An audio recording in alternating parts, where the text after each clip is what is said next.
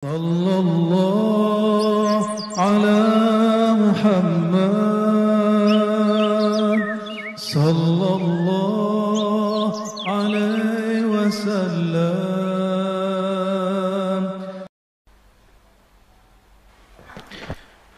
السلام عليكم ورحمة الله وبركاته.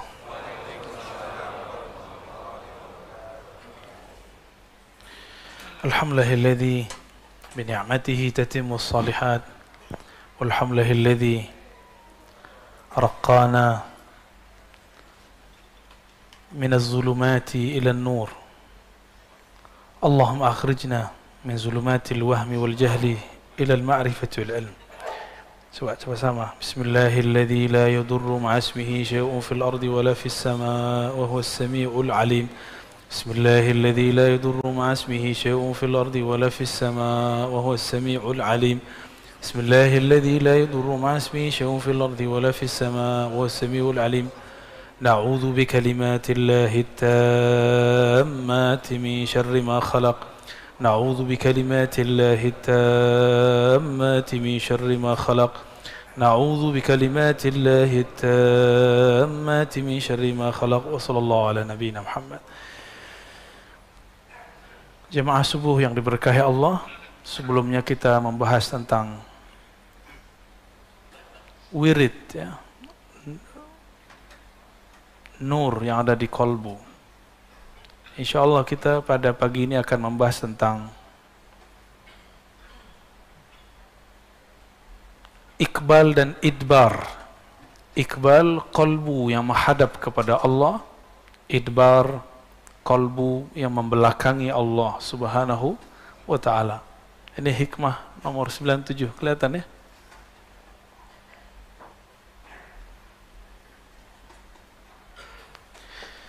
Sebelumnya mari kita baca Al-Fatihah. Semoga Allah membuka pikiran hati kita semua dan memberkahi pengarang kitab ini dan membuat cinta kita kepada Rasulullah bertambah.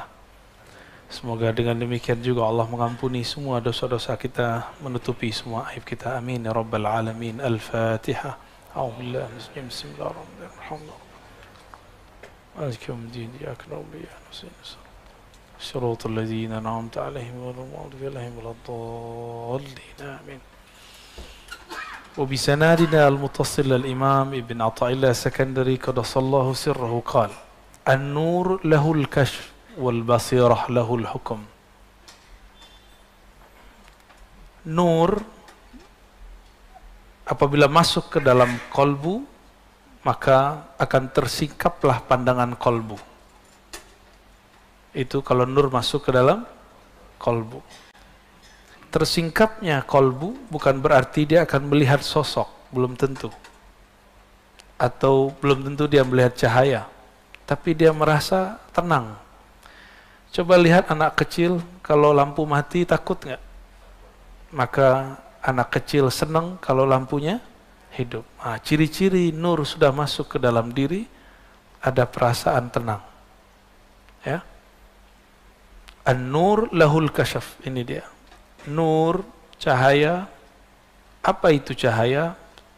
Sesuatu ciptaan Allah yang membuat engkau dapat melihat objek di sekitarmu. Itu disebut cahaya. Ada cahaya pagi ini? Bisa dari lampu, bisa dari mana-mana. Ya.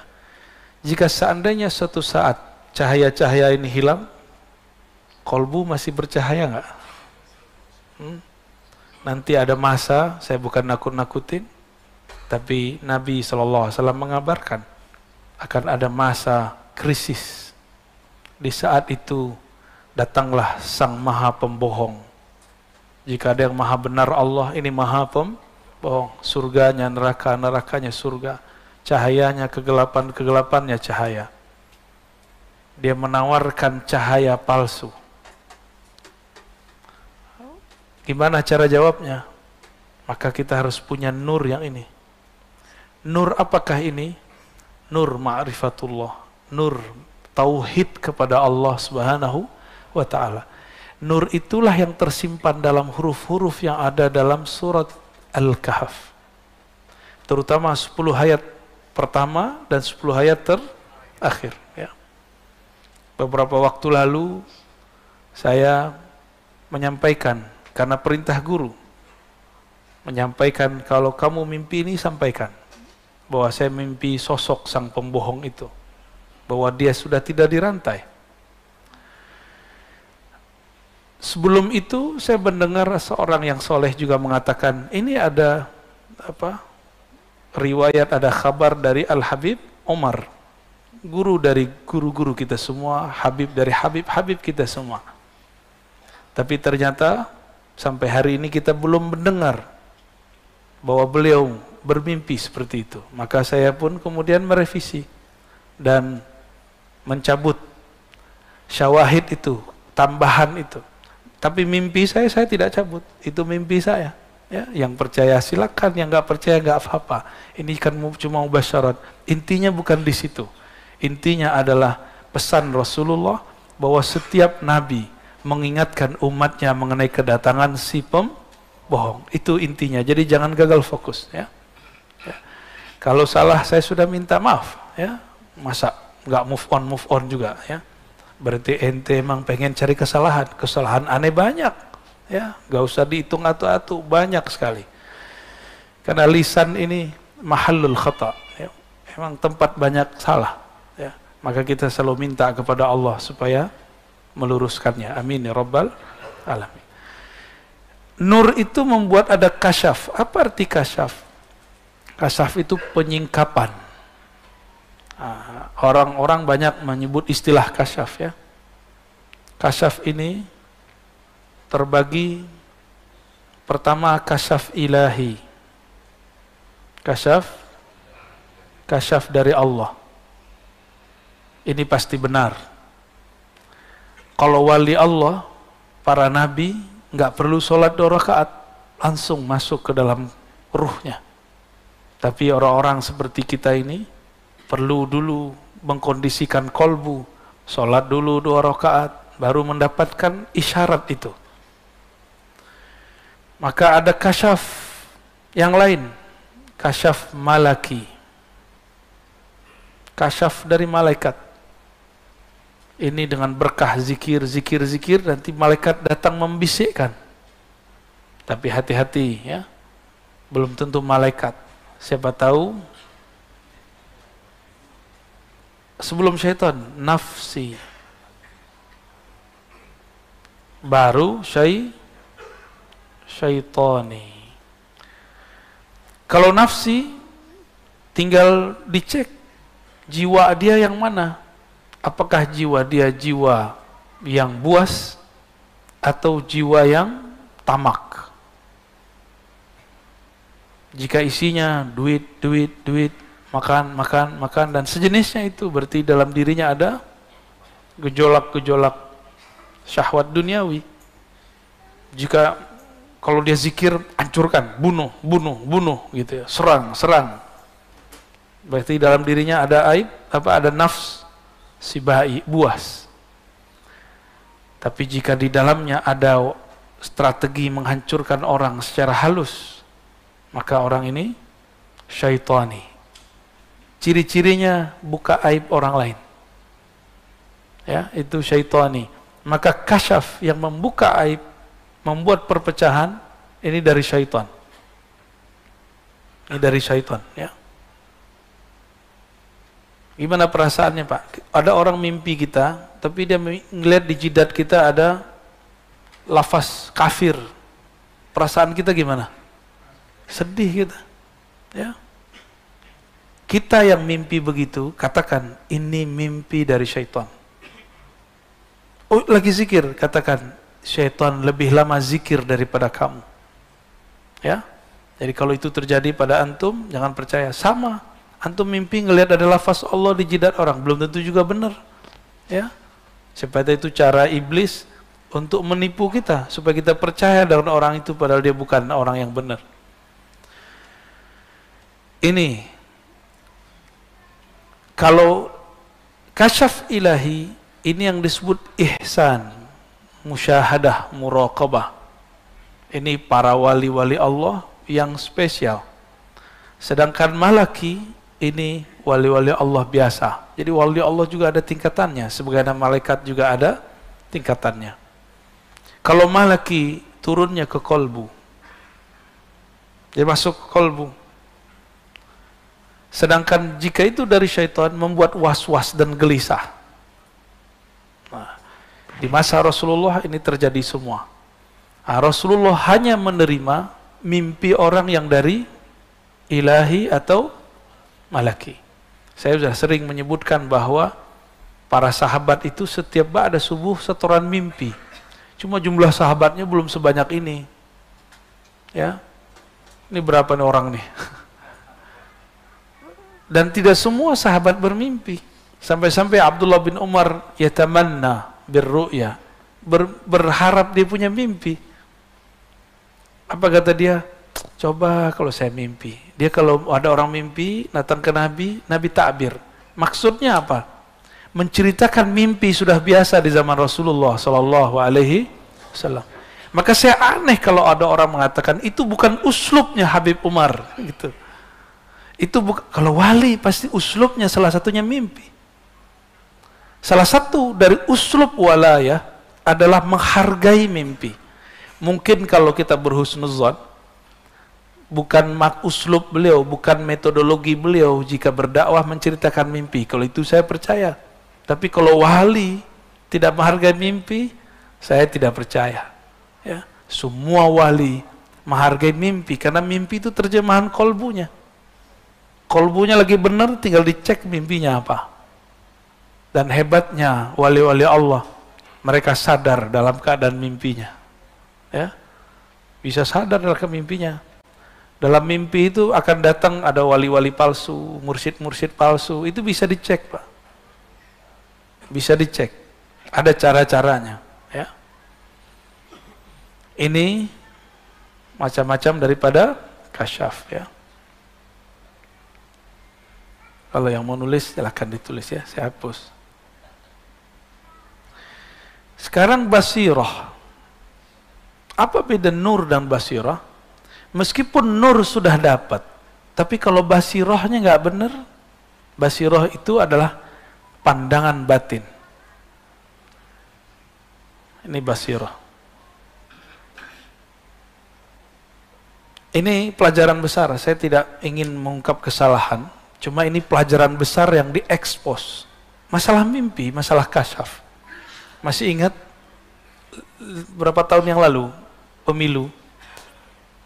Salah satu ustadz kita yang sangat alim mendengar juga orang soleh. Sama kasus ya, nggak jauh beda dengan saya. Ya. Coba ini masuk ke ranah politik. Bahwa orang soleh ini menyebut nama salah satu calon 5 kali. Benar? Itu kasyafnya benar. Kasyafnya benar. Tapi yang menerjemahkan kasyaf ketika dibukakan satu kejadian, antum melihat satu kejadian masing-masing beda-beda nggak? Contoh. Ini contoh nih, saya kan ditanya orang mengenai video Gus Yakut tuh, masalah azan. Kalau orang Bintaro mah udah biasa, ya nggak? Bener nggak? Ini Puri Bintaro nggak ada Pak, suara mic keluar. Ini paling cuma saat azan, sholawatannya nggak ada, baca Qurannya nggak dikencengin. Sudah biasa orang di sini. Tapi masyarakat kita kan masyarakat orang yang rame. Suka rame-rame, bener gak ya?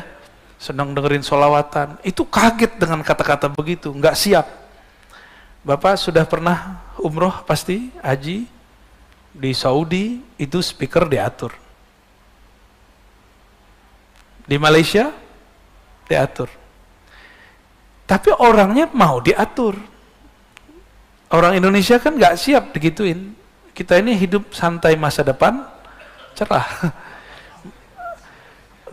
Ketemulah satu clue yang kira-kira membuat kita emosi. Kalimat misalnya menggonggong. Nah, ini digoreng terus. Dulu waktu Pak Yusuf Kala berbicara hal yang sama, tidak ada yang mengomentari seperti itu. Kenapa? Ada basirah yang berbeda. Cara pandang yang kan sudut-sudutnya lain-lain. Antum yang biasa keluar negeri, itu biasa dengan begitu. Tapi kalau mainnya dalam negeri, ya begitulah. Tapi emang diksinya nggak tahu kok diksinya keluar kata menggonggongnya, itu aja masalahnya ya. Semoga beliau juga merevisi itu. Ya. Kalau beliau kan orang panglima katanya di Banser kan, biasanya orang-orang panglima itu mau sportif. Insya, ya. Nah, ini basirah, cara mandang berlain. Ketika dikabarkan mengenai nama calon 5 kali, saya langsung hati saya nolak, ini nggak benar. Ini nggak benar. Saya nyoblos dia, tapi saya tidak yakin dia yang kepilih. Jadi saya nyoblos orang yang saya yakini nggak pilih, Pak. Aneh kan? Basirah yang ngomong. Tapi kok saya coblos dia juga? Saya juga heran. Ya. Tapi batin ngomong, ini nggak benar. Bukan sekarang. Apakah nanti? Wallahu a'lam. Jadi kasyafnya benar, tapi basirah dalam memahami. Jadi basirah ini boleh kita artikan penerjemah daripada apa yang dilihat. Ini pelajaran semua bagi kita. Dan ini juga terjadi di zaman Rasulullah SAW. Nabi diturunkan ayat bahwa Makkah akan ditaklukkan. Nabi kira itu tahun ayat itu turun. Tahun berapa ayat itu turun? Tahun ke-6. Maka Nabi datang ke Hudaybiyah. Coba lihat ya, antum akan faham kenapa dalam bab politik selalu semuanya amburadul. Di zaman Rasulullah pun hampir begitu. Hudaybiyah ini satu bukit, ada lembahnya juga, sekitar 10 sampai 15 kilo lagi ke kota Makkah, ya. Kota Makkah. Berarti dekat ya. 10 kilo berarti dari sini kemana? Ke Tanah Abang. Nggak nyampe, kejauhan. Pondok Indah. Oke, dekat ya. Sini ke Pondok Indah. Ya, kita tinggal jogging nyampe setengah jam.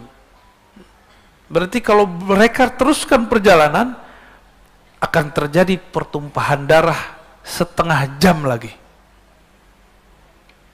Jumlah umat Islam lebih banyak daripada kafir Quraisy yang sudah tua-tua. Jadi itu yang menolak umat, yang menolak Nabi Muhammad, wong tua. Orang tua yang gak mau berubah, meninggalkan agama lamanya, yaitu menyembah Lata, Uzza dan sejenisnya. Tahun keberapa itu? Ayatnya turun tahun ke-6. Nabi kira itu tahun tersebut, tapi ternyata di ayatnya ada kalimat insya Allah. Ini level Nabi loh. Level Nabi, wahyunya masih dikunci dengan lafaz insya Allah. Kalian akan memasuki tanah haram pada tahun mereka ini insya Allah.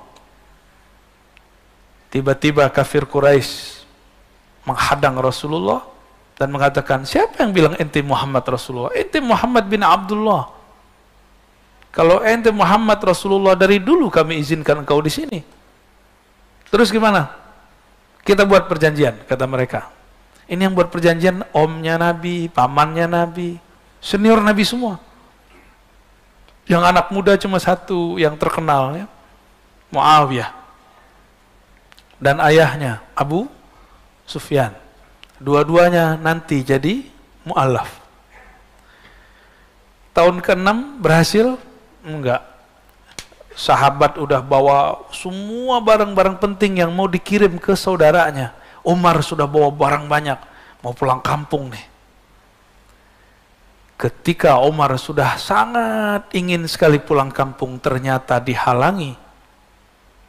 Nabi SAW mengalah. Apa kata Umar? Ahakkun dinuna, agama kita bener gak nih? Rasulun anta, ente rasul beneran apa rasul palsu? Kira-kira kalau ngomong gitu gimana? Saya nih mimpin antum pergerakan jadi imam misal, terus tiba-tiba kita ngalah dengan suatu kondisi, ada yang berdiri, ente imam beneran gak? PA ente gitu, kata Pak Mirwan.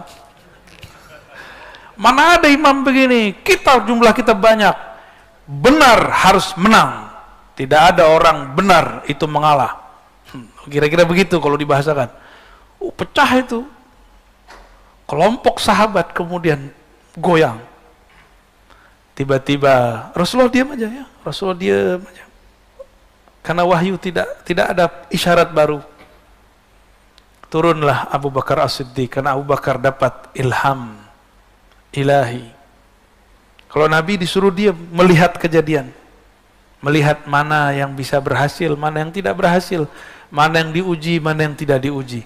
Jadi sahabat aja diuji, masa ente nggak diuji? Ya, nggak ada orang nggak diuji. Sampai mati kita bakal diuji. Hidup ini ujian semua. Pilihannya ujian, kita lolos atau kita diuji kita nggak lolos. Abu Bakar menegur, hei Umar, bukankah engkau membaca ayat ini? Di dalamnya ada lafaz insya. Umar mengatakan, seakan-akan aku belum pernah mendengarnya. Berarti ini ada dua manhaj. Umar sebelum diingatkan Abu Bakar, memahami orang benar harus menang.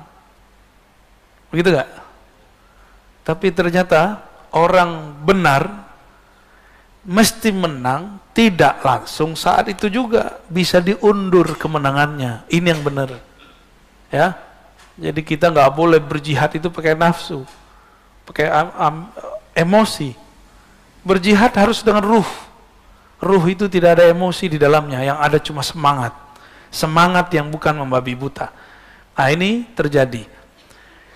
Abu Bakar waktu itu punya basirah. Rasulullah punya basirah. Basirah Rasulullah apa? Ngalah. Basirah Rasulullah mengalah. Basirah Abu Bakar meluruskan Umar. Berat gak tuh?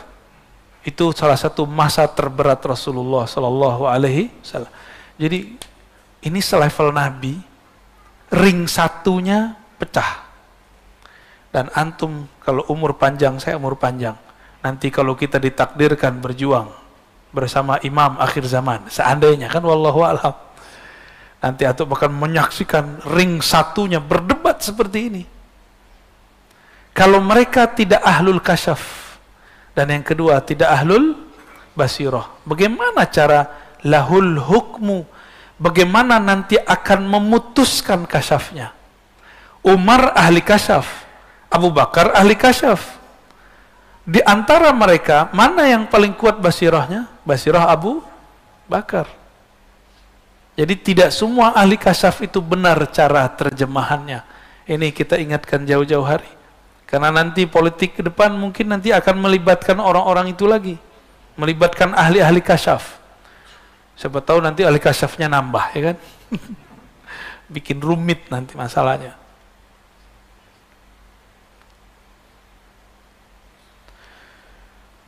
Hukmu artinya keputusan, memutuskan makna daripada kasyaf. Ya, apa makna yang ada dari kasyaf tersebut? Ini yang akan diputuskan. Disinilah kita perlu memandang kolbu. Wal kolbu, kolbu itu mempunyai dua karakter. Yang pertama iqbal. Ada namanya iqbal? Iqbal, menghadap kepada Allah, bukan ke nafsunya. Yang kedua, idbar, menghadap dunia. Idbar, menghadap dunia. Di dunia ada apa aja? Fulus. Apalagi? Viral. Sama-sama app. Satu app fulus, satu viral. Dua ini, satu duit materi, dua eksistensi. Satu fulus, satu viral. Cuma ini ujian umat Nabi Muhammad, yang lain lewat, gak ada masalah. Apa aja ujian umat Nabi Muhammad gak ada masalah. Tapi kalau urusan dua ini kita bisa lewat, ya. Kita bisa hancur. Urusan fulus dan viral. Benar nggak? Apa saya salah? Ya. Fulus gimana? Antum diuji dukutnya, fulusnya. Saat kita cinta harta, kita yang bekerja, bukan kita yang menikmati. Maka saya sering bertanya ke kawan-kawan saya yang bekerja, pernah nggak Anda sudah capek-capek survei, buat bahan presentasi, mengumpulkan data, tapi yang jebol punya teman pakai punya kita? Pernah? Pasti banyak, ya. Gak usah khawatir, Allah gak pernah menukar rezeki seseorang. Siapa yang stres saat itu, berarti dia sedang berprasangka kepada Allah. Inilah bahayanya, rukun iman keenamnya rusak. Dia berpikir rezeki dia diambil orang. Tidak ada rezeki kita diambil orang. Apalagi pasangan kita diambil orang, gak bakal. Itu rezeki. Anak kita diambil, gak bakal. Yang punya kita akan sampai kepada kita. Yang gak bakal sampai. Nah, ini perlu digarisbawahi. Punya apa namanya? Punya usaha yang sama dengan orang lain? Pernah punya? Tiba-tiba nggak laku, sepi, setan datang. Ini kan bagian dari was-was. Kasyaf syaitani. Kebawa mimpi bahwa tetangga sebelah naruh apa namanya, jimat sial. Ya, toko kamu sedang diserang. Wah, datanglah ke dukun besok. Kata dukun, itu benar. Mimpi setan datang ke rasulnya setan. Klop sudah, kuadrat. Kesetanan lah orang ini. Ini kesurupan orang sadar. Lebih bahaya daripada orang kesurupan beneran. Ada orang kesurupan, paling-paling suaranya berubah, ya gak? Ya, togang-togang dikit, ya cowel, ya sadar insya Allah. Tapi kalau yang kayak tadi, itu kesetanan. Dia sadar, tapi dia sedang kesetanan. Dan itu lebih berbahaya. Ya. Nah ini teman-teman. Ini yang merusak kita nih, fulus sama viral. Materi dan imateri. Cinta harta dan cinta eksistensi. Dua ini yang merusak kita semua. Semoga Allah selamatkan kita dari semua fitnah-fitnah ini, ya. Apapun turunan-turunannya. Ya. Iqbal, kalau Iqbal, dia tidak menghadap fulus. Dia menghadap kepada Allah. Nah, kolbunya menghadap kepada Allah. Kolbu inilah yang disebut kolbun zahidun. Kolbu yang zuhud. Kolbu zuhud itu bukan berarti ditawarin durian nggak makan, tapi hatinya pengen, ya Allah, durian ini kayak enak nih. Lagi, maaf bang, lagi puasa gitu. Tapi hatinya bukan ini, mulutnya yang ngiler, hatinya yang ngiler. Sering nggak begitu? Antum kalau gitu batalin aja puasanya. Itu sudah berbuka namanya, tapi batinnya. Maka kalau puasa itu lahir batin. Jangan hanya puasa, makan minum. Kalau itu mah gampang, cukup diet aja. Tapi kalau puasa lahir batin, tidak membiarkan kolbu kita berbuka. Inilah berbukanya kolbu ketika tertarik kepada selain Allah Subhanahu wa ta'ala. Gak apa-apa antum bergelimang harta, gak apa-apa. Mobil ganti-ganti silakan, rumah nambah terus silakan. Ada lagi yang nikah terus. Silakan. Yang penting kolbunya ma'allah, bersama. Bisa begitu? Ya bisa. Sebagaimana sebaliknya, ada orang yang gak nikah-nikah tapi pikirannya jorok terus, ya. Ada orang yang miskin tapi dalam hatinya pulus. Ada kan? Ada yang gak terkenal, pengen viral mulu. Banyak kan begitu? Banyak. Tuh yang depan saya banyak banget. Cirinya gampang. Antum posting suatu, seneng gak kalau di like orang? Seneng. Berarti ada bakat hubul viral. Cinta viral. Tapi itu normal, ya. Namun kita dituntut di atas normal. Gitu. Jadi jangan hanya menjadi manusia biasa. Jadilah manusia yang di atas kebiasaan. Biasanya jam segini kita tidur, ayo kita bangun gitu. Enakan tidur ya jam segini? Alhamdulillah. Ini tandanya nurnya sedang aktif.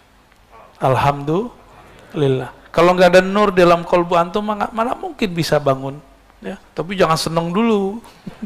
Basirohnya hidup nggak? Ya. Kalau basiroh hidup, kita itu happy. Memahami sesuatu selalu positif. Ini ciri-ciri orang punya basiroh. Maka saya tidak takjub dengan orang yang melihat alam gaib. Saya takjub jika dia bijak memahami apapun yang gaib. Ini yang mahal. Ya. Saya punya guru, dia ngobatin penyakit hati dan orang gila. Waktu saya minta izin mau ke Jakarta dulu, tahun 2000 berapa itu ya? 2004 atau 2005. Tiba-tiba ada pasien datang, tapi ini bukan pasien gila. Pasien yang dia mengatakan, di sana guru dipanggil Buya ya. Buya, saya melihat dalam mimpi saya, tetangga sebelah naruh semacam sihir di rumah. Makanya kami sakit-sakitan sekeluarga. Itu langsung digebrak meja. Apa-apaan kalian? Itu iblis. Langsung wajah mereka terang. Yang tadinya seperti dirundung duka, nggak ada semangat, langsung semangat. Jadi dengan gebrak meja itu sembuh. Jadi wali begitu Pak ya. Wali gebrak meja, muridnya jadi sembuh. Guru kalau gebrak meja, santrinya jadi kiai. Kalau santrinya shadiq, santrinya adalah murid yang jujur, yang sungguh-sungguh kepada gurunya. Tapi kalau murid yang udah merasa jadi guru, disindir dikit marah. Ya, disindir marah, apalagi disebut nama. Itu murid kurang ajar, ya. Murid kazib. Murid itu kalau diomongin oleh gurunya, dia nggak tersinggung, justru dia datang ke gurunya, mencium tangan gurunya dan minta maaf. Wahai Tuan Guru, kalau aku salah, bimbing aku, jangan dibiarkan aku jauh. Tapi antum akan menyaksikan nanti, bahkan mulai sekarang mungkin akan terjadi. Murid-murid disindir dikit, tersinggung. Masa tersinggung sama guru? Siapa kita tersinggung sama guru? Justru kalau guru sindir kita, itu anugerah dari Allah Subhanahu wa ta'ala. Saya dari muda saya, udah biasa digampar-gampar sama guru, udah biasa. Apakah kita menjauh? Enggak, malah tambah mendekat kepada beliau. Kita dulu salah nulis, dibilang jahil ente. Kita datang, ya Sayyidi, ana jahilun. Betul saya jahil. Tolong bimbingan engkau. Oh tenang, saya bimbing. Jadi orang bisa baca kitab yang tidak ada barisnya, khusus untuk antum ada yang kasih baris. Ya. Ini dua versi, ada yang tanpa baris, ada yang pakai barisnya. Jadi bisa baca kitab Pak. Guru kalau marah itu berkah. Ghadabus syekh barakatul lil muridin. Ya. Marahnya guru, sindirannya guru itu berkah bagi murid. Jangan tersinggung ya. Kan dari kapan hari aneh sindir mulu politik antum kan? Aneh kan juga lagi menghantam diri sendiri karena ya begitulah. Itu cara kita. Tapi tidak sedikit yang tersinggung, baper ya. Maka yang enggak ya sudah. Yang mau dibimbing, ayo kita lanjut.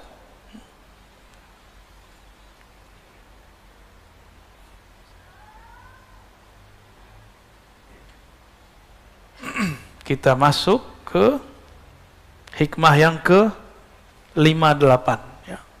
Mungkin beda kitab akan beda nomornya ya. Nomor kitab ini bukan dari pengarang. Seperti halaman bukan dari pengarang. Ya, nomor hadis bukan dari Imam Bukhari, tapi itu dari penerbit. Maka beda penerbit, beda nomor. Jadi kalau ada orang hafal nomor, hebat. Cuma bukan itu intinya. Inti dari ngaji ini ya mengerti isinya, bukan mengerti nomornya. Bismillahirrahmanirrahim. La tufrihka at-ta'ah. Janganlah membuat senang engkau ketaatan. Maksudnya jangan kamu GR kalau taat. Bisa memberi orang, jangan senang dulu. Ya. pernah nitip sedekah nggak ke ustadz?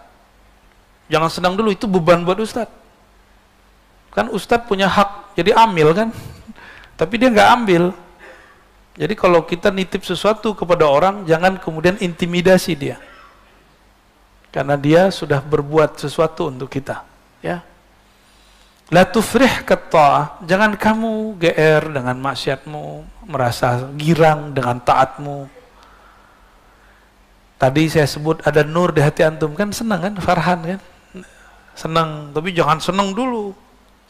Jangan senang karena itu kita yang bangun, kita yang duduk.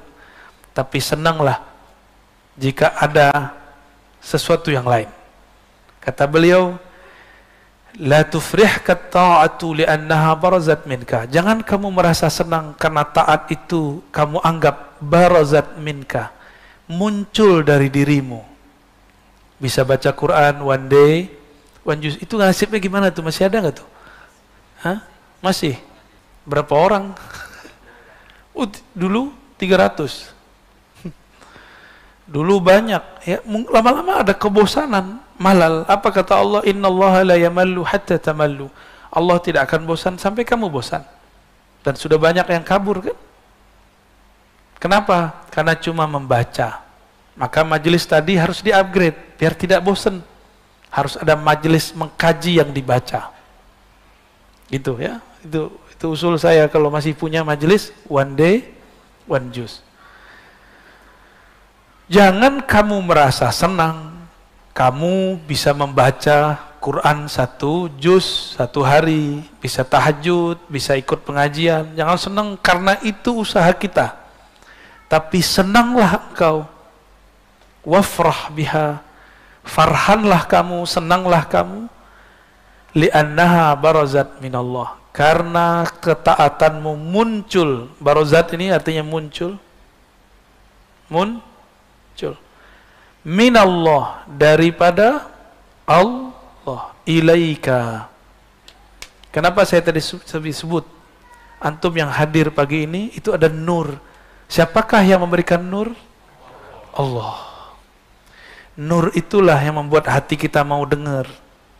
Ini kan banyak yang lebih tua umurnya secara biologis daripada saya, tapi mau dengar. Kalau nggak ada nur nggak mungkin, kan gengsi Pak. Rozi baru anak kemarin sore, azan aja gua duluan daripada dia. Kan bisa begitu. Lalu itu urusannya apa? Ya, dulu dia dokter, aneh yang suruh dokter kok. Terus masalahnya apa? Kalau dia sekarang jadi guru kita, dan itu akan terjadi Pak. Nanti saya akan menyaksikan ada anak muda, hafalan hadisnya, pemahamannya lebih dahsyat daripada saya, dan saya harus duduk di depan dia, gitu. Dan nggak ada masalah. Kita senang-senang aja. Kenapa? Ilmu yang ada pada saya dan ada pada dia kan dari Allah. Maka saya duduk di depan dia bukan sedang menghancurkan eksistensi, justru sedang mensyukuri apa yang diberi Allah Subhanahu wa ta'ala. Inilah ayat Allah Ta'ala, kul bifadlillah wa birahmatihi fabidzalika falyafrahu huwa khairum mimma yajma'un. Katakanlah hai Muhammad, ini dalil maulid juga ya. Ini dalil maulid juga dalil bab masalah taat. Bifadlillah, dengan anugerah Allah dan rahmat kasih sayangnya jualah. Fabidzalika, karena itu semua, falyafrahu, bergembiralah engkau. Nanti di bab maulid dalilnya ini juga. Adakah anugerah dan rahmat yang lebih besar daripada diutusnya Rasulullah? Ada enggak? Maka ini bisa jadi dalil apa? Maulidur Rasul sallallahu alaihi wasallam. Termasuk Isra dan Mi'raj Nabi sallallahu alaihi, semua itu adalah nikmat untuk umat. Maka kita senang setiap bulan Rajab karena di situ ada tanggal 27 Rajab. Meskipun secara riwayat tidak terlalu sahih, tapi ahli sejarah memilihnya untuk memperingati Isra dan Mi'raj. Falyafrahu, ya, maka bergembiralah. Kenapa? Karena itu anugerah dari Allah Subhanahu wa ta'ala. Jadi kita senang sholat subuh bukan karena kita bangun, tapi karena kita dibangunkan Allah. Beda tipis ya. Kita senang tahajud karena bukan tahajud kita, tapi karena Allah membangunkan.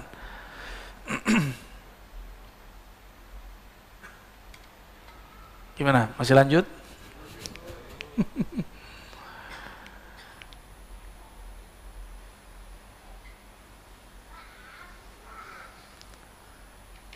Hikam yang ke-59. Bismillahirrahmanirrahim.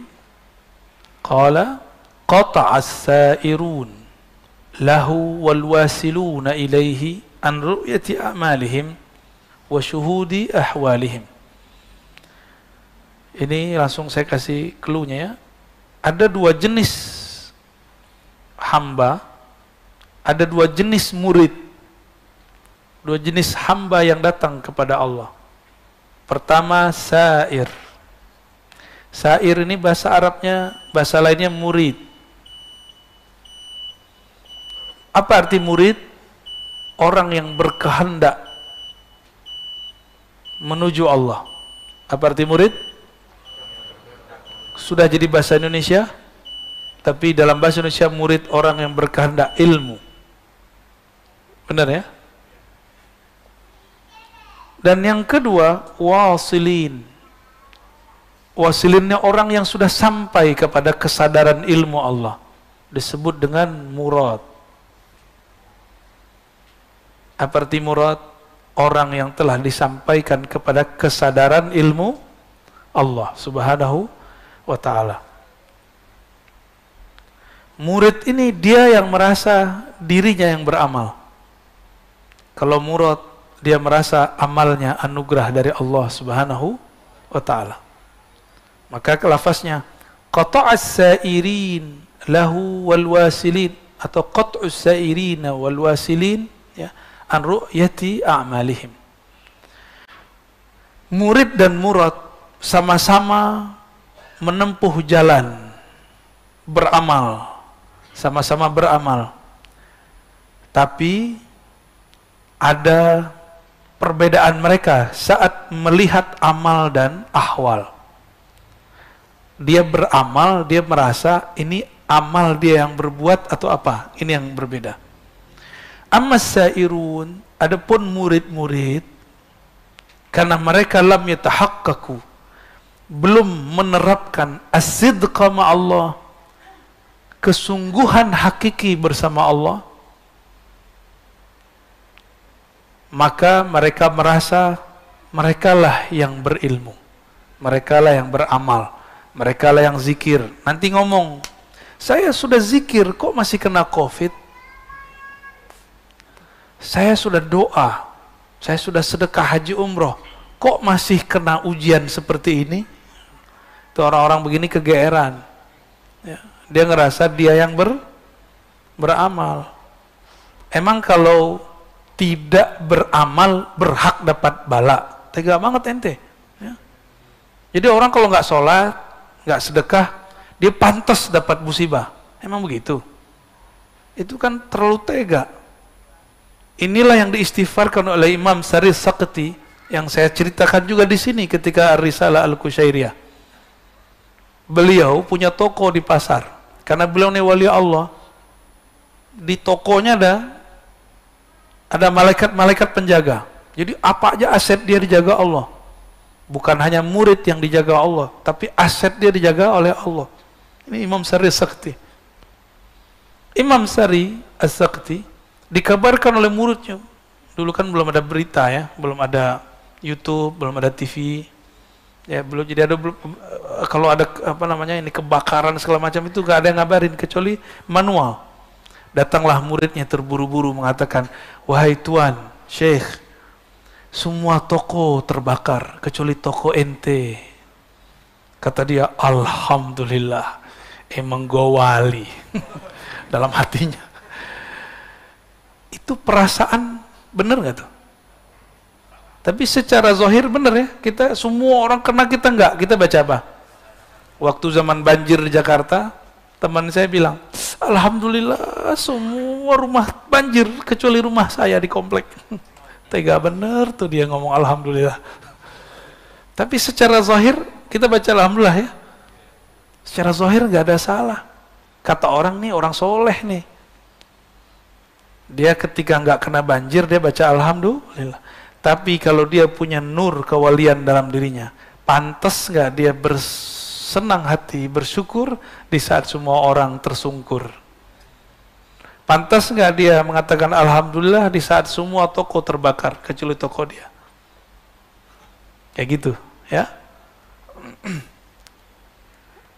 Dikit-dikit bedanya ya antara wali sama wali PA. Maka saya tidak percaya meskipun digimik nih pergerakan Islam, tapi isinya kebencian. Senang ketika ada orang kena musibah, senang ketika ada orang yang mendapatkan mafasid, kerusakan. Dia mengatakan, tuh laknat ente kualat karena ente habis giniin guru kita. Itu bukan Islami, meskipun yang ngomong pakai baju-baju Islam. Emang ada baju Islam ya?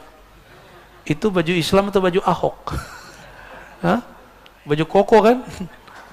No, baju Abu Jahal Pak Abu Thalib? Gak juga ya. Allahumma sholli ala. Ammal wasilun, adapun orang yang wasil. Apa arti wasil tadi? Yang murad, yang disampaikan Allah. Fali'annahu ghayyabahum bisyuhudihi anha, karena dia Allah menggaibkan, menfanakan mereka dari memandang amalnya karena sibuk memandang Allah subhanahu wa ta'ala. Masih ingat kisah ibu-ibu sosialita yang lagi arisan di istananya Zulaikha? Masih ingat? Masih ingat gak? Emang antum pernah di sono? Maksudnya ingatkah kisahnya di Quran? Itu biasa ibu-ibu sosialita kan kalau ketemu bawa tas yang harganya wah Masya Allah ya, cincin-cincinnya Masya Allah, bajunya Masya Allah, bawa kendaraannya juga Masya, kalau perlu budaknya budak mahal. Kata mereka, ih si Leha, si Juleha masa jatuh cintrong sama budaknya? Masa budak kita jatuh cinta? Gitu. Zulekha dengar. Kata Zulekha, kalian belum tahu, aku ini sudah termasuk kuat menahan. Jadi Zulekha itu sudah sangat kuat dirinya menahan syahwatnya. Ini yang orang nggak pernah bayangkan. Orang taunya Zulekha itu penuh syahwat. Enggak. Dia itu sudah kuat, udah nggak tahu lagi. Cowok aja ngeliat Nabi Yusuf kesemsem, Pak. Apalagi cewek. Cowok aja bilang, ya Allah, masa ada cowok secakap itu? Apalagi cewek yang ngeliat. Akhirnya dikerjain, dikasih pisau. Masih ingat? Taruh apel. Kan lagi motong-motong. Yang kegores bukan apelnya. Yang kegores jadi apel yang warna merah, bertambah merah karena darah. Tapi si ibu sosialita tidak menyaksikan dia menggores tangannya. Dia nggak merasakan sakit. Pada bengong semua. Kata Zulekha, Cup,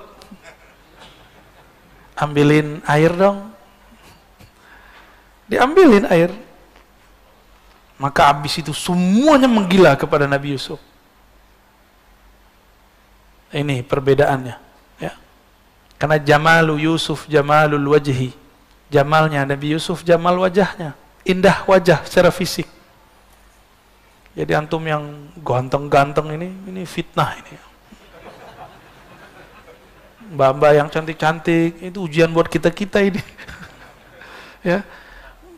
Kita mandang yang mana? Karena pandangan ini masih kepada fisik, kita jatuh cinta kepada fisik. Inilah lemahnya kita semua. Benar nggak kelemahan kita? Jadi nggak usah sok suci lah ya. Ya, semua kita punya itu. Dan ujian kita yang terberat selain yang dua tadi, ya lawan jenis. Laki terhadap perempuan, perempuan terhadap laki-laki sama. Sama aja itu. Tapi maksud saya bukan itu. Jika ibu-ibu sosialita yang cantik, yang rapi, mereka bisa tidak merasakan sakitnya menggores tangannya. Apalagi jika mereka menyaksikan hakikat Nabi Muhammad SAW. Apalagi jika mereka menyaksikan keindahan Allah Subhanahu wa Ta'ala.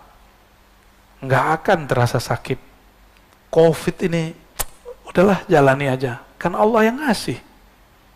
Apa ada sesuatu yang terjadi di alam semesta di luar aturan Allah? Ada nggak? Berarti Allah yang atur nggak nih? Walaupun zahirnya mereka, ya nggak? Tahu siapa mereka? Aneh juga nggak tahu. Itu bukan urusan presiden, Pak. Itu semua negara kena. Dan ini satu-satunya virus di sejarah alam semesta yang bisa menggegerkan semua dunia. Jadi jangan main-main lagi. Ini sudah global semua. Kok masih aja ngomong, kiamat masih panjang. Dajjal belum keluar. Nabi ngingetin Dajjal sudah keluar. Kita kok masih main-main aja.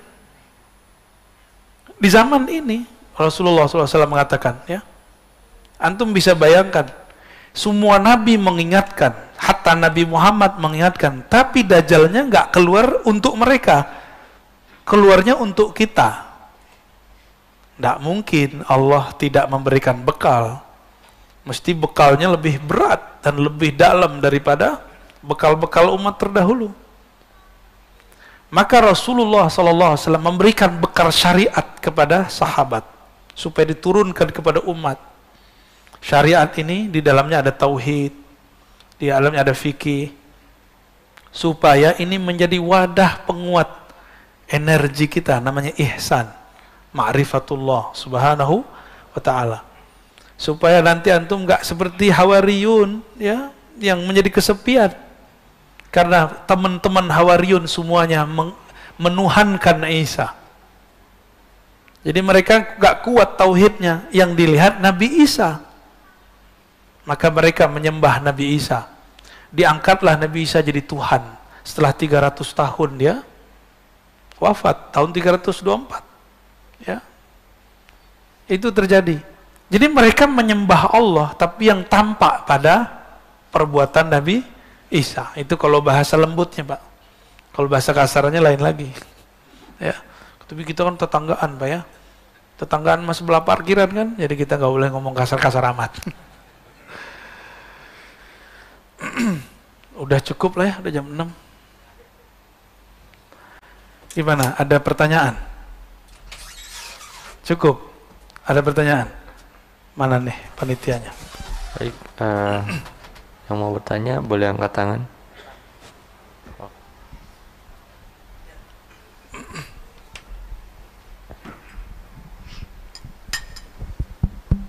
Assalamualaikum warahmatullahi wabarakatuh.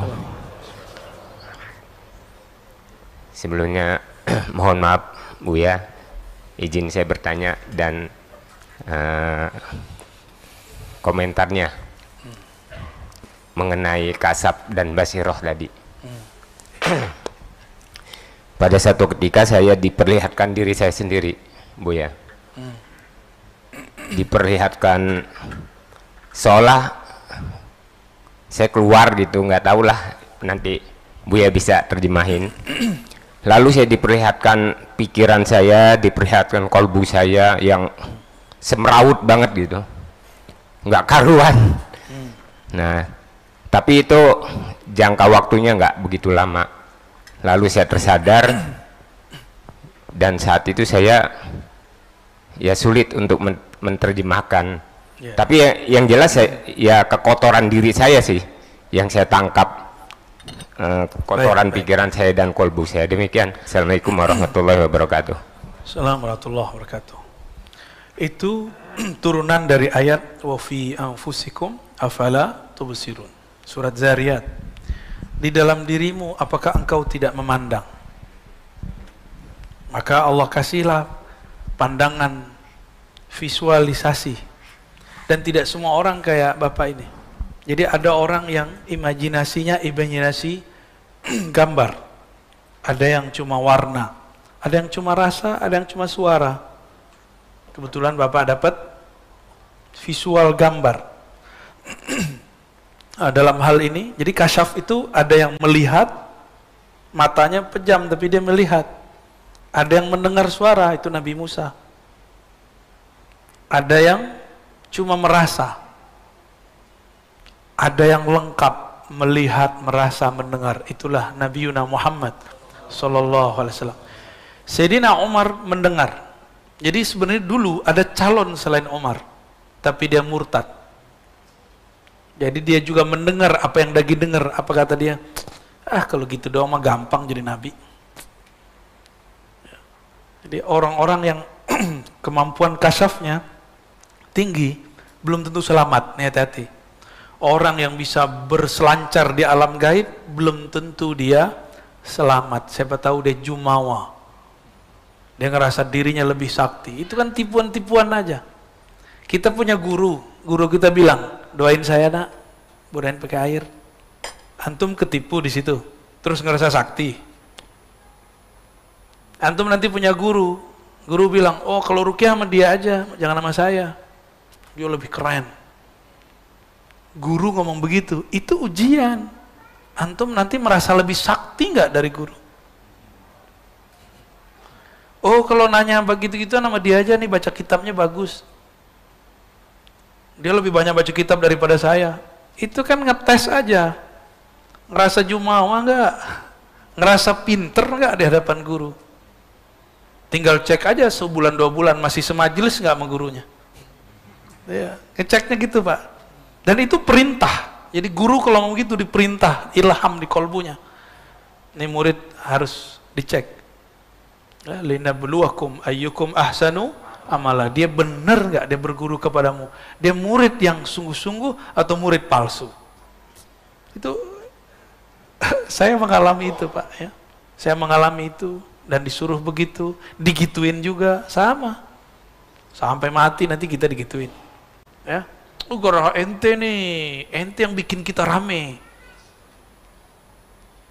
Kita dipuji-puji karena kamu majelis kita rame. Oh, itu kan gawat itu. Kalau saya merasa, iya karena gua nih rame. Terbersit saja sedikit, iya karena saya. Lewat. Gak lolos sudah. Ya, nanti jumawa, ya, merasa diri sesuatu. Itulah yang membahayakan diri, yang disebut i'jabul mar'i binafsih. Salasu muhlikat, kata Nabi SAW. Ada 3 yang menghancurkan manusia. Dan yang paling bahaya, i'jabul mar'i binafsih. Kagumnya seorang kepada dirinya. Hati-hati ya. Kata pengurus masjid, misalnya bukan di sini. Karena gue yang urus nih, ya rame. Karena gue yang urus nih, beres semua. Ada perasaan itu muncul, padahal udah mantan. Kalau bukan karena saya nih, masjid nggak jadi. Nah, udah lewat antum tuh. Ya, seharusnya udah ditulis namanya di surga. Hilang namanya. Hilang namanya. Jadi surga itu seringan lidah berkata. Wallahu a'lam bis-shawab. Ya, lanjut. Assalamualaikum warahmatullahi wabarakatuh. Assalamualaikum. Izin bertanya Buya, Ya, tadi silakan. Buya menyatakan bahwa ketika banjir, rumah beliau saja yang tidak banjir. Kemudian dia mengucapkan Alhamdulillah. Tadi Buya bilang, wah kurang ajar tuh gitu kan. Lebih senang melihat orang lain menderita. Gitu. Sebaiknya menyikapinya seperti apa gitu? Baik, bagus. Assalamualaikum warahmatullahi wabarakatuh. Kalau manusia biasa, itu normal dia ngomong Alhamdulillah. Ini yang ngomongkan mursyid, namanya Imam Sari Sekti. Seorang yang terkenal jadi wali dan gurunya para wali. Beliau ini punya murid namanya Imam Junaid Al-Baghdadi. Sering dengar? Masa gurunya Junaid begini? Ya. Lalu gimana caranya? Sebelum mengetahui caranya, kita lihat apa yang terjadi pada Imam Sari Sekti. Kata beliau, Inni astaghfirullah tabaraka wa ta'ala 30 sanah min qawli alhamdulillah aku minta ampun kepada Allah 30 tahun lebih karena aku dulu salah menempatkan alhamdulillah. Jadi zikir itu mirip dengan kayak komposisi bangunan, nggak boleh salah pasang. Dia masangnya harus benar. Alhamdulillah itu di saat apa? Di saat kita bersyukur senang hati bersama. Masa ada pewaris Rasulullah dia bahagia di saat umat tidak bahagia? Jadi yang harusnya dilakukan, dia mengatakan inna lillah wa inna ilaihi rajiun. Lalu dia datang ke tokonya, dibagi-bagikan semua yang bisa dibagikan. Itu seharusnya. Maka Imam Sarri kalau ingat, dia malu, ya Allah, malu. Ini yang disebut dalam ungkapan ulama-ulama ahlu ma'rifat. Apa kata mereka? Antum pasti pernah dengar kalimat ini. Amal soleh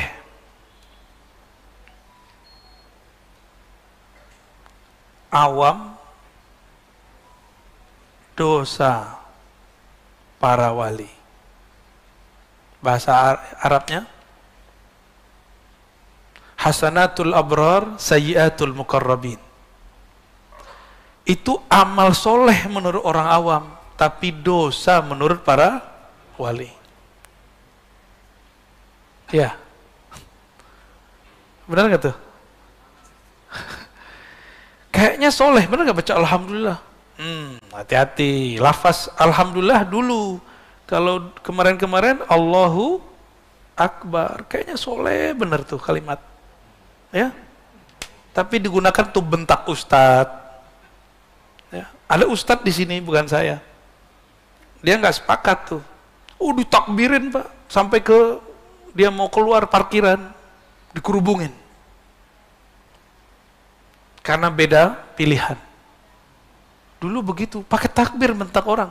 Jamaah neriakin ustadz pakai takbir. Ya kalah sinyalnya, lebih kenceng ustadznya. Cuma ada ustadz, sebagian ustadz takut sama jamaahnya. Ustadz cemen itu. Berhenti ente jadi ustadz. Guru itu memberi pengaruh kepada murid, bukan dipengaruhi murid. Guru itu yang memberi suluh, pelita bagi umat, bukan yang digelapkan oleh jamaahnya. Ya. Jadi ustadz itu dua jenis. Ustadz asal jamaah senang, ustadz asal Allah ridho. Tuh beda tuh ya. Jadi saya nggak akan terpengaruh dengan takbir-takbir orang yang bertakbir. Dulu masih ingat nggak Bapak sejarah 10 November? Itu sejarah apa? Apa yang terjadi di Surabaya? Perang. Itu perang tentara Inggris orang India. Mereka turun pakai takbir karena tentaranya Muslim. Tapi Muslim campur, Ahmadiyah mah nggak Ahmadiyah. Turunnya takbir, bingung. Yang diserang hidungnya nggak mancung tapi takbir juga. Mukanya ya, beda kan orang India sama kita. Tapi takbir juga bingung mereka. Inilah yang membuat kita bisa bertahan. Takbirnya menggetarkan orang di sana. Maka ada yang belok, membelot sebagian. Maka bisa diatasi itu dulu yang di Surabaya itu. Ya, 10 November ya, terkenal itu. Itu yang meninggal saat itu syuhada, ya, para syuhada. Mereka berjuang untuk mempertahankan negeri, yang mana negeri itu dulu aman, tempat beribadah menyembah Allah Subhanahu wa ta'ala. Jadi mencintai negeri yang di mana tempat itu aman untuk ibadah, baru disebut hubbul watan minal iman. Cinta negeri bagian dari iman. Jadi kalau negeri yang nggak begitu nggak usah dicintai. Anda mau tanya sama antum nyaman nggak sholat selama ini? Ya. Ada nggak yang larang? Nggak ada. Kajian-kajian dilarang nggak? Amanah yang penting pakai masker kan? Alhamdulillah. Jadi ini ya, udah ya. Amal soleh orang awam, tapi bagi wali dianggap dosa karena salah menempatkannya. Dan saya menyaksikan itu selama 2019 itu terjadi. Kiri kanan sama. Di sini Islam, di sini Islam. ini partainya Islam, ini partainya Islam. Bahkan yang ini partainya nggak Islam, tapi takbirnya lebih kencang. Kita bingung, ini mana yang noleh ke kanan, Allahu Akbar, ke kiri, sholawatan sama istighosahan. Kita bingung Pak selama itu. Ya. Ada lagi? Cukup lah ya. Buya Afan, ada pertanyaan dari YouTube Buya. Oke. Satu pertanyaan dari Siti Nisrina. Izin bertanya Buya, bagaimana cara terkoneksi dengan Wali Al-Ghaus? Oh. Gak usah capek-capek cari Wali Ghaus. Ya. Wali Ghaus itu adalah poros wali di alam semesta. Caranya gampang. Poros diri kita di mana? Temui poros dirimu, engkau akan menemui poros alam semesta. Allah memandang ke dalam diri. Allah juga memandang hanya kepada Al-Ghaus. Al-Ghaus di zaman Rasulullah beliau. Al-Ghaus itu artinya pemimpin kekasih-kekasih Allah. Di zaman Rasulullah hidup, beliaulah Al-Ghausnya. Ketika beliau wafat, diteruskan oleh sahabatnya, Abu Bakar, Umar, Utsman, Ali. Terlalu zuriat Rasulullah SAW. Ya. Ada yang zuriat ruhani, ada yang zuriat secara nasabi. Nasabnya zuriat Nabi. Ada yang enggak. Dia bukan zuriat Nabi, tapi rohaninya selalu memandang Allah. Al-Ghaus itu kolbunya detik per detik pandang memandang dengan Allah. Dan itu bukan saya. Ya. Kalau saya Al-Gosong. Bukan saya. Jadi Al-Ghaus, wali Allah yang Allah turunkan rahmat di kolbunya, itu artinya Ghaus. Karena Allah selalu mandang kolbunya. Selama orang ini hidup di dunia, dunia masih ada. Jadi kapan dunia kiamat kalau sudah tidak ada kekasihnya yang dia pandang memandang dengan Allah Subhanahu wa ta'ala. Inilah makna wa ma khalaqtul jinna wal insa illa liya'budun. Alam semesta, jin manusia, langit bumi itu cuma diciptakan untuk menyembahnya, memandangnya. Ihsan, engkau beribadah seakan memandangnya. Jika orang ini sudah nggak ada, tunggu waktu hancur. Jadi nggak usah khawatir, ya. Temuilah, lihatlah, pandanglah poros dirimu, maka engkau akan menemui poros alam semesta. Insya, semoga Allah memberkahi kita semua. Astaghfirullahaladzim, astaghfirullahaladzim. Allahumma rahmanir rahim, ya karim, ya azim, ya alim, ya alim, ya ghaffar. Ya Allah yang maha mengetahui, yang maha khabir, yang maha mengerti semua dosa-dosa kami. Ya Allah, kami menutupi semua dosa kami dengan kesolehan-kesolehan palsu. Ampunkan dosa kepalsuan ini ya Allah. Ya Allah, di mata kami banyak dosa. Di telinga kami banyak dosa. Di lisan kami apalagi ya Allah. Sekarang di zaman ini jari-jari kami pun ikut banyak berdosa. Allahumma ya Allah, meskipun dosa kami menggunung, menjulang sampai ke langit-Mu, tapi rahmat-Mu lebih luas, bahkan seluas searasmu. Maka dengan keluasan rahmat kasih sayang-Mu ya Allah, tutuplah semua aib kami. Tutuplah aib kami di hadapan-Mu ya Allah. Jangan pandang kami sebagai hamba yang bermaksiat ya Allah. Allahumma ja'al sayyiatina sayyiat man ahbabta. Ya Allah, jika kami terjebak maksiat, jangan kami dianggap orang yang durhaka ya Allah. Jika kami tersesat, jangan biarkan kami tersesat ya Allah. Tarik kami ke jalan Engkau ya Allah.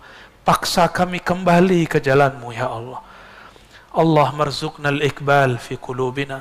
Ya Allah, berikan kami iqbal, menghadap hanya kepada Engkau di dalam kalbu kami. Ya Allah, jadikan kalbu ini mentalak dunia sebanyak-banyaknya, sehingga dia tidak memandang lagi kepada dunia. Ya Allah, jika Engkau izinkan kami berjuang, berjihad di akhir zaman, takdirkan kami membersamai kekasih-Mu Al-Imam Al-Mahdi. Selamatkan kami dari fitnatul Dajjal. Selamatkan kami dari sosok yang berbohong atas nama-Mu, yang berbohong atas nama Nabi-Mu, yang datang membawa siksaan kepada kami. Ya Allah, jangan sampai kesengsaraan yang dia datangkan itu membuat kami lupa kepada Engkau. Allahumma ya Allah, ya Rahman, ya Rahim, ya Azim. Nabimu mengabarkan, kami masuk surga bukan karena amal kami, tapi karena kasih sayang Engkau kepada kami. Maka dengan kasih sayangmu itu ya Allah, siapapun yang hadir pagi ini ya Allah, pandanglah kami dengan kasih sayangmu. Pandanglah kami dengan pandangan ridhamu. Izinkan kami mencium bau surgamu. Izinkan kami memandangmu, memandang Rasulmu di sorga Firdaus yang sangat kami rindu. Ajirna minan nar ya Allah. Ajirna minan nar ya Allah. Ajirna minan nar ya Allah.